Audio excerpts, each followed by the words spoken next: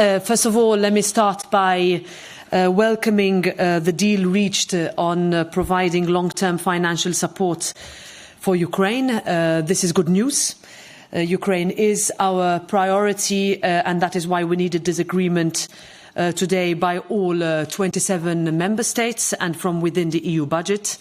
This will give the credibility, the legitimacy and the predictability that is expected from us, because Ukraine's security is Europe's security. And for this, we must deliver on the commitment we made 2 years ago, that we will stand with Ukraine for as long as it takes. We made that commitment not just from a moral standpoint, but from a strategic one too. Because in doing so, we knew that at a time would come where our world would be put to the test, and that moment is now. And for the European Parliament, we were very clear from the very beginning that there was no other option but to do precisely this.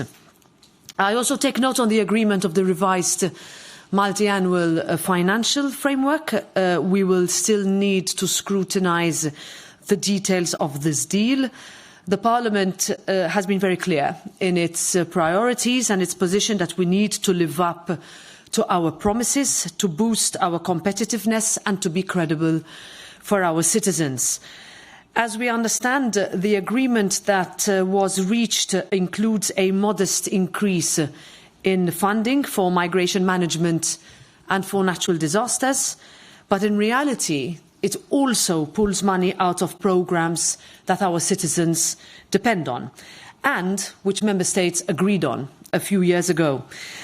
With the European elections in sight, in fact, and this was one of the points that I made with the heads of state and government, we should boost and not reduce our funding for health, EU for Health, for example, and research such as Horizon.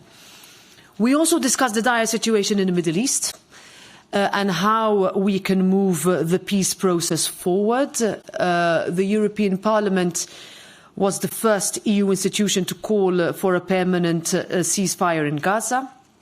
It is a necessary step towards lasting peace and stability, as are the return of all hostages and the need for Gaza to be led by legitimate Palestinian representatives.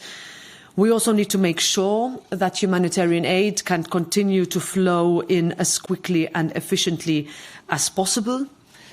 It is possible to break the cycle of history. A two-state solution can offer security to Israel and a perspective for the Palestinian people.